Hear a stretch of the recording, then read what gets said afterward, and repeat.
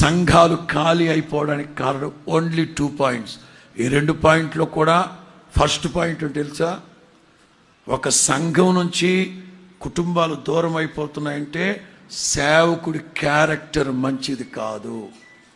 నేనైతే ఇదే ఆలోచిస్తా. ఒక విశ్వాసి ఒక కుటుంబం సంఘానికి దూరం అయ్యారు అనుకుంటే వాళ్ళ మీద నెపం మోపను నేను. సేవకుడి క్యారెక్టర్ బాగలేదేమో. రెండో పాయింట్, సేవకుడు వాళ్ళని పోషించలేకపోతున్నాడు, ఉపదేశంలో మంచి వర్తమానాలు చెప్పలేకపోతున్నాడేమో. ఎందుకు చెప్పలేకపోతున్నావు సేవకుడు అంటే, నాకు క్షణం తీరికుండదు, అది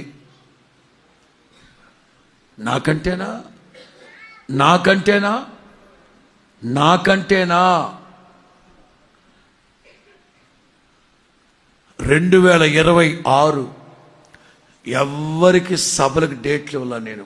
ఏం సార్ మీకు అదే చెప్పానా? 2026 నేను ఎక్కడికి వెళ్ళట్లేదు, ఒక్క మీటింగ్కి కూడా వెళ్ళను. నా ప్రభుతో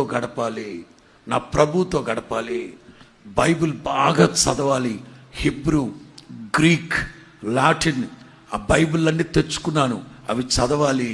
సేవ బాగానే ఉంది, ఇంకా ఏదో అసంతృప్తిగా ఉంది, మీటింగ్లన్నీ ఆపుకున్నాను.